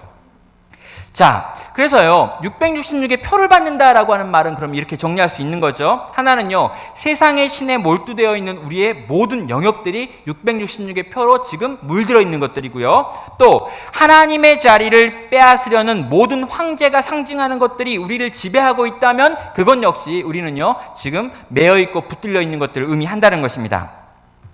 여러분, 그러면요, 이것들 다 정리하면 이렇게 정리할 수 있겠죠. 나는 용과 바다 짐승과 땅의 짐승을 마음과 성품과 힘을 다하여 사랑하며 그 짐승을 위해 생각하며 행동하겠습니다 라고 고백하는 그 잘못된 신앙 고백이 666의 표를 내 이마와 손목에 새기고 있다라고 하는 것으로 이해하면 된다는 겁니다. 자, 여러분 여기 이해되십니까? 666의 표는 어떠한 바코드나 무슨 칩을 내가 받는 게 아니에요. 여러분 신앙 고백과 관련된 내용입니다. 이스라엘 백성들이 내가 내 하나님 여호와를 위하여 그분의 뜻과 마음과 생각과 내 모든 것을 가지고 그분을 사랑하며 그분을 위하여 생각하고 그분을 위하여 살아가겠습니다 하고 고백하고 살아갔던 고기 그 자리, 그 신앙 고백의 자리에 다른 게 들어와 있다는 거죠. 하나님을 난 사랑합니다. 그런데요, 나는 지금 일단은 돈을 벌어야 되며 내 힘과 내 능력과 내 모든 계획을 통틀어서 이 돈을 버는데 최선을 다해 쓰겠습니다. 내 머리와 내 손은 다 돈을 위해 있습니다 라고 만약 살아가고 있다면 그는 666의 표를 머리와 손에 받고 있는 사람들이라고 해석하면 된다라는 거예요. 자, 여러분, 왜 우리는요 666의 표를 과거나 미래의 것으로 해석하고 싶어 하는 걸까요? 딱 한 가지 이유밖에 없는 거예요. 오늘을 적용해서 살기 싫기 때문인 거죠. 과거에 일어난 아주 무시무시한 사람들의 이름으로 보면요, 그런 사람들이 있었구나, 참 나쁜 사람들이네. 또 여러분, 미래에 일어날 어떤 일로 바라보면요, 아직 내 삶 가운데 찾아오지 않는 일인데 내가 뭘 그걸 무서워하고 두려워할 필요가 있는가, 적용할 수 없구나라고 해석할 수 있어요. 그러나 여러분, 666의 표가 하나님이 있어야 될 그 자리에 내가 세우고 있는 바로 그것들이다라고 생각을 한다면요, 오늘 우리는 우리의 삶 가운데 내 속에 이미 들어와 있는 이 표가 있지는 않는지 찾아내야 되는 거고요, 이 표를 내 삶 가운데 제하여 내기 위하여 싸우는 영적인 싸움을 싸워내야 한다는 것입니다. 하나님의 자리를 차지하고 있는 인간적인 모든 것들은 다 오늘날의 666의 표로 우리 가운데 있을 수 있다는 거죠. 몇 가지로 이렇게 한번 예를 들어볼까요? 학생들이 만약 여기 있다면요, 대학에 들어가는 것, 또 어떤 대학에 들어가는 것, 어떤 학점을 받는가, 어떤 이성교제를 할 것인가, 어떻게 결혼을 할 것인가, 이 모든 것들이요, 실제로요, 우리 안에 666의 표가 될 수 있습니다. 하나님이 있어야 될 그 자리에 내가 목숨 걸고 그것들을 추구하고 있다면 그건 그 표죠. 장년들도 마찬가지입니다. 결혼의 문제, 자녀들의 성공의 문제, 연봉의 문제, 집의 평수를 넓히는 문제, 차의 종류를 바꾸는 문제, 사회적 지위를 더 쌓는 그 문제들, 여러분 그 모든 것들을 위해 내가 내 목숨을 걸고 있다면요, 목숨을 다하고 뜻을 다하고 힘을 다하여 사랑해야 될 하나님의 자리에 만약 그게 들어가 있다면요, 나는 이미 이 표에 사로잡혀 있는 삶의 상태라는 거죠. 권력과 명예와 인기와 TV와 취미와 음악과 옷과 우리의 소유물 등등등등등, 여러분 뭐라도요, 만약에 그 자리에 들어가 있는 하나님보다 더 사랑하는 것들이 있다면 그건 다 666의 표로 우리 가운데 들어와 있는 거예요. 여러분 우리는요, 이렇게 읽고 이렇게 해석을 하면은요, 실제로 이 이야기는 옛날에 있는 이야기가 아니라 오늘 지금 내 삶 가운데 이미 뿌리 박혀 있는 어떠한 표들을 떠올리고 생각되는 것이고, 이 표를 내 삶 가운데 제하여내는, 이 표를 받지 않기 위하여 싸우는 싸움의 방식을 내게 요구하고 있다는 걸 보게 되는 거죠. 여러분 교회로 봐도 이렇게 설명할 수 있는 것들이 많이 있습니다. 교회가요, 이 땅에서 제자의 삶을 가르치기보다는 빠른 성장을 교회의 목적으로 삼고 있다면 우리는요 666의 표를 받고 있는 거예요. 여러분 계시록에서 분명하게 교회를 칭찬하기도 하며 교회를 책망하기도 했는데요, 교회를 책망하는 그 7가지 교회 책망의 내용 가운데 어디에도 너희 교회는 왜 이렇게 숫자가 늘어나지 않느냐라고 하는 책망이 없다라는 거예요. 그리고 주님은 늘 말씀하십니다. 예수 그리스도를 따르는 교회가 그렇게 따르지 못하는 상태가 지금 악한 상태며 빨리 회개하라고 이야기하는 거죠. 그렇다면요, 교회가 지금 싸워야 될 가장 중요한 문제는 우리가 예수 그리스도를 지금 닮고 있는가, 그리스도를 닮은 삶의 모습들이 지금 변화되어 가고 있느냐의 문제인데, 그 문제와 다른 것들로 우리가 지금 치열하게 분투하고 있다면 우리는 그 표를 받고 있는 삶의 모습을 보여주고 있는 거예요. 화려한 건물을 자랑하거나 새로운 프로그램들을 끊임없이 이야기하고 있거나 사회적인 영향력이나 인정 같은 걸 추구하면서 교회가 살아가고 있다면 이 교회 역시 이미 우리 안에 들어와 있는, 하나님이 세워져 있어야 될 그 자리에 지금 다른 우상이 들어와 있어서 예배하고 있는 방식으로 지금 움직여지는 교회다라고 하는 걸 보게 된다는 것입니다. 오늘날 우리 가운데 있는 666의 표가 무엇인지 지금 우리에게 묻고 있는 거죠. 오늘날 내가 버려야 되는 666의 표는 무엇인가, 우리는요 물어야 되고요, 오늘 내 속에 이미 들어와 있는 그 표를 제거하기 위한 싸움을 분별할 수 있는 분별력을 우리 하나님께 구해야 한다라는 것입니다. 자, 이제 14장 마지막까지 왔습니다. 2가지 추수가 등장하는데 이 14장에 나와 있는 내용은 영적 전쟁과는 좀 관계가 없어요. 이 영적 전쟁이 끝난 다음에 어떤 일이 벌어지는가에 대한 내용이 나와 있는데, 이 전쟁에서 우리가 이길 것이며 이기는 우리는 어떻게 되며 진 그들은 어떻게 되는가에 대한 내용들을 보여주고 있죠. 승리한 교회의 모습을 14장은 보여주고 있습니다. 그럼 14장은요, 승리한 교회에 대한 이야기를 하고 있습니다. 14만 4천 명의 승리의 사람들이 찬양을 부르는 내용들이 나와 있고요. 변화된 그들의 그 실체를 지금 보여주면서 고통이 끝났고 그 고통에서 벗어나서 승리의 노래를 부르며 백마를 탄 이 왕과 함께 지금 승리의 행군을 하고 있는 하나님 나라 백성들, 이 땅에 있는 교회의 영광스러운 모습들을 14장은 보여주고 있습니다. 그런데요, 이렇게 14장이 그 영광스러운 승리자의 모습을 보여주는데 갑자기 천사 하나가 등장을 해가지고 경고를 하면서 소리를 지릅니다. 뭘 말합니까? 열방에 전할 복음을 가지고 온 천사가 하나님께 경배하고 그분께 영광을 돌리며 경배하라 라고 하는 노래를 해요. 그러면서 뭐가 나옵니까? 마지막 경고로 이게 나오고 있죠. 자, 이 천사가 뭘 보여주는 거냐면요, 이제 이 심판의 때가 왔고 더 이상 회개할 수 없으니 지금 회개할 자는 지금 회개하라라고 하면서 마지막 회개의 기회를 주고 있는 거예요. 이 첫 천사가 지나간 다음에 시간이 경과되고요. 그런 다음에 두 번째 천사가 나타나가지고 이제 입을 열어 말을 합니다. 바벨론이 무너졌다라고 선언을 하고요. 온 나라를 음행하게 한 제국에 대해서 멸망을 예고하고 있습니다. 세 번째 천사가 등장을 해가지고요, 짐승과 우상에게 경배한 자들은 이제 하나님의 심판이 임했다라고 하는 선언을 하고 있고요. 그런 다음에 더 이상의 어떠한 용서도 없다라고 하는 선언을 하고 있으면서 섞인 것이 없다라고 말하며 불과 유황과 고난만 너희에게 남아있다라고 하는 선언을 하고 있습니다. 여러분, 회개할 기회가 쭉 있었어요. 오랫동안 회개할 기회를 주시면 하나님이 오래 참으셨습니다. 그런데 마지막 경고까지 하신 다음에 이제는 더 이상 끝이라고 말하면서 선언하시면서 이제 더 이상 회개할 기회가 없는 인류의 마지막 장에 왔다. 이제 이 싸움도 끝났고 이제 심판의 날이 왔고 하나님은 추수하신다라고 하는 내용을 보여주면서 14장에 있는 세 명의 천사의 장면 속에서 보게 되는 것이죠. 심판이 막중하게 임합니다. 천사들과 어린 양 앞에서 세상이 고난을 당하고요. 연기가 올라가는데 세세트록 올라갈 만큼 많은 불이 온 땅을 뒤엎고 있는 것들을 보여주고요. 우상에게 경배했던 자들, 이마에 표를 받았던 모든 자들이 밤낮 쉼없이 고난당하며 고통당하는 이야기들이 이 14장에 있는 심판과 그 심판의 결과로 나타나게 되는 것이죠.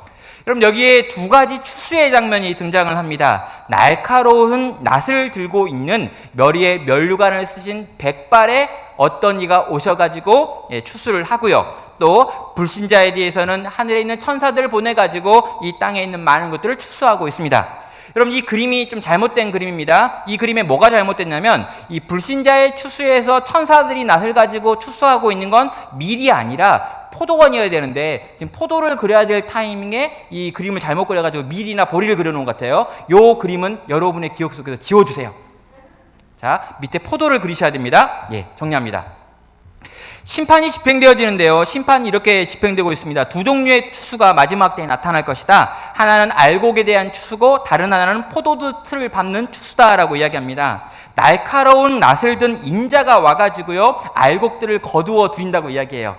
근데 여러분, 저는 이게 굉장히 감동적인 부분인데 왜 감동적인 다음에 설명할게요. 그런 다음에 포도주 틀을 밟는다라고 이야기하면서 날카로운 낫을 가진 천사들이 돌아다니면서 포도원에 있는 포도들을 다 딴다라고 이야기를 해요. 그래가지고 이 포도를 딴 다음에 어떻게 합니까? 포도주 틀에 집어 넣은 다음에 밟아 부셔뜨려 버린다는 거죠. 여러분, 이게요, 마지막 때에 일어날 하나님의 두 추수입니다. 알곡은 알곡대로 따로 거두고 이 가라지라고 불려지는 그룹들, 이건 지금 포도라고 지금 표현하고 있는데 포도는 포도대로 모아가지고 포도주 틀에 집어 넣는다는 거예요. 여러분, 알곡들은 추수해가지고 거두어 드리고 있고요. 거두어 드린다는 표현은 안는다는 표현도 있죠. 안아드림, 거두어 드림이라고 하고 있고요. 포도주는 모아가지고 포도주 틀에 딱 집어넣은 다음에 발로 짓밟아 터뜨리고 있죠. 근데 여러분, 이 포도주의 틀에 집어넣고 하나님께서 짓밟아가지고 터트린 이 포도에 어떤 일이 벌어집니까? 이 포도가 터져가지고 1600 스타디온의 피가 넘쳐 흐른다라고 표현하고 있죠. 그럼 1600 스타디온은요, 우리나라 이 키로로 환산을 하면 320km예요. 서울에서 대구까지 피가 흘러 넘친다는 거죠. 이 발 들어가지고 이 포도주를 딱 밟았더니 사람들이 막 포도처럼 터지는 거예요. 근데 터져가지고 터진 사람들의 피가 흘러 넘치는데 320km까지 넘칠 만큼 많은 하나님을 믿지 않는 세상에 심판이 임한다라고 하는 내용을 보여주고 있는 겁니다. 우리는요, 이렇게 딱 보면요, 갑자기 이제 생각을 하는 거죠. 와, 엄청나게 많이 터지는구나. 3,320km나 사람의 피가 흘러가려면 얼마나 많이 터질까? 이런 생각을 하는데, 역시 여러분, 그렇게 해석하면 안 되는 부분이에요. 여러분, 1600 스타디온이라고 되어 있는데요, 이 부분 역시 이렇게 해석을 해야 합니다. 도량형을 바꾸면 안 되고요, 4 곱하기 4 곱하기 10 곱하기 10 곱하기 해서 1600으로 곱해야 되는 거예요. 여러분, 4라고 하는 숫자는 지상에 있는 모든 것들을 의미하는 숫자이고요, 여러분 10이라고 하는 숫자는 완전함이라고 하는 숫자를 의미하기 때문에 결국에 하나님의 최종 심판은 맹렬하며 완전하게 온 땅에 있는 하나님을 믿지 않는 자들 가운데 미친다 하나도 잃어버리는 자가 없다라고 하는 걸 보여주고 있는 거죠. 이것들을 정리하면 이제 마지막 정리가 되어집니다. 하나는 뭡니까? 하나님의 최종 심판이 있다라는 걸 우린 기억해야 합니다. 여러분, 우리가 늘 기억해야 되는 게 뭐냐면 언젠간 끝날 거야 라는 걸 기억하라는 거예요. 이 땅에서의 싸움이 굉장히 어려운데 이 싸움은 결국에는 이길 것이며 하나님이 분명히 오실 거라는 거예요. 최종 심판이 있고 하나님께서 추수하시는 날이 있을 것이고, 내가 만약 알곡이라면 우리 하나님께서 나를 거두어 가신다는 거예요. 근데 여러분, 이 알곡을 거두시는 이 모습에서요, 인자 같은 이가 면류관을 쓰시고 스스로 낫을 들고 오셔가지고 거두는 이유가 뭘까요? 전 굉장히 감동받았는데요, 여러분, 천사에게 맡기기엔 우리가 너무 소중해요. 혹시 천사가 돌아다니다가 하나 잃어버릴까봐 예수님이 직접 낫들고 돌아다니면서 알곡이란 알곡은 하나도 빠짐없이 다 챙겨가신다는 거예요. 여러분, 이게 첫 번째 추수, 천사가 아니고 하나님께, 예수님께서 직접 하시는 이 알곡에 대한, 신자에 대한 추수라는 겁니다. 우리는요, 우리의 결국을 생각할 필요가 있습니다. 우리는요, 이 땅의 결국에 대해서 생각할 필요가 있어요. 그리고요, 그걸 묵상하면 묵상할수록 이 땅에서, 이 악이 넘치는 세상 속에서 하나님의 백성으로의 싸움을 싸울 수가 있습니다. 마지막 추수의 때 우리를 손수 건져내시는 우리 예수님을 바라보면서 그분을 찬양할 수 있는 거죠. 생각을 해보는 거예요. 혹시 막 천사가 돌아다니다가 나 흘리면 어떻게 해요?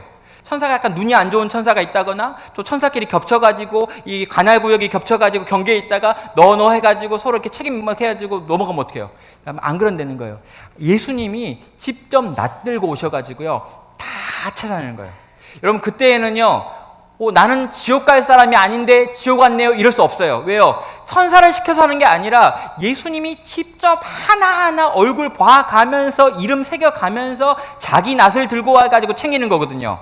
여러분, 그때 우리 주님이 이렇게 우리 다 챙겨갈 겁니다. 그 주님 바라보면서요, 우리는 이 땅에서 믿음의 성도의 싸움을 계속해서 싸울 수 있는 겁니다. 자, 교훈들을요, 이제 다 정리하면 5가지로 정리해 볼 수 있는 것 같습니다. 기억하라, 의지하라, 분별하라, 제거하라, 이어가자. 이것이 영적인 전쟁을 싸우는 방식입니다. 먼저 기억하셔야 됩니다. 사탄이 이미 천상에서 패한 존재임을 기억하고요, 우리의 싸움은 반드시 이긴다는 거 여러분 기억하셔야 돼요. 여러분, 의지하십시오. 현 시대에서는요, 사탄이 이기는 것 같고요, 때로는 성도가 죽는 것 같습니다. 그러나 끝까지 성도가 인내하며 믿음을 붙들고 싸우면 우리는요, 그 주님께 의지하여 싸움으로 말미암아 이길 수 있어요. 또 우리는요, 이 영적인 싸움에서 분별해야 합니다. 하나님의 기록된 말씀을 의지해서 세상에서 나오는 모든 말들을 분별하는 지혜를 하나님께 구하며 세상을 분별하여 싸워야 되고요. 여러분, 우리는요, 우리 안에 이미 들어와 있는 이 우상들, 우리 안에서 오늘 역사하고 있는 이 666의 표를 제거하는 일을 해야 한다는 거예요. 또 여러분, 이어가셔야죠. 어떻게 이어가야 됩니까? 심판날 죄인의 이 모든 심판 당할 것을 바라보는 거예요. 우리를 구원하실 하나님을 바라보면서 우리에게 있는 이 믿음의 선한 싸움을 끝까지 완주할 수 있어야 되는 것, 그게 바로 우리에게 주어진 거라는 거죠. 여러분, 정리해 볼 수 있겠나요? 여러분, 우리의 싸움은요, 기억하는 싸움이고요, 예수님께 의지하는 싸움이고요, 우리는 분별하는 싸움이고요, 또 우리 안에 있는 죄를 제거하는 싸움이고요, 이 땅에서 그 주님의 승리를 바라보면서 이 믿음의 선한 싸움을 이어가는 것입니다. 영적인 전쟁은요, 뭔가 신비하고 복잡하고 뭘 이렇게 쫓아내고 막 쫓고 갔다가 들어오고 막 크게 소리를 지르고 막 예수의 보배로운 피를 덮고 막 덮었다가 또 뿌리고 막 이런 거 말고요. 여러분, 정말 이 땅에서 분별하며 버티며 견디며 하나님 말씀대로 살아가려고 애쓰고 영원한 나라에 대한 소망을 붙들고 하루하루를 인내하며 믿음으로 견뎌내는 이 모든 과정들을요, 우리의 선한 싸움이다라고 성경은 구분하고 있는 겁니다. 그럼 죄 많은 세상에서 성도로 사는 것이 얼마나 힘듭니까? 이번 한 주간에도 또 어떤 어려운 이야기들을 들으셨습니까? 하나님의 백성이 하나님을 주시는 양심을 가지고 말씀대로 이 땅에서 영적 싸움을 싸워가는 것이 얼마나 버겁고 힘겨운 전쟁입니까? 우리 주님은 말씀하십니다. 조금만 더 포기하지 말고 다시 힘을 내서 조금만 더 말씀하시는 것 같습니다. 우리에게 주어져 있는 영적인 전쟁터에서 때로는 너무나 힘들고 너무나 지치지만 이 주님께서 오늘 또 우리 가운데 오셔서 응원하시는 이 소리 들으면서 다시금 힘을 내어서 또 걸어갈 수 있게 해달라고, 또 앞으로 전진할 수 있게 해달라고, 포기해버리고 싶었던 그 자리에서 다시 일어날 수 있게 해달라고 주의 은혜 구하고 주의 힘을 구하고 결국에는 그 마지막까지 가게 하신 하나님의 능력을 구하며 시간을 한번 같이 기도하고요, 제가 마무리하겠습니다. 하나님 아버지, 사랑하는 아버지,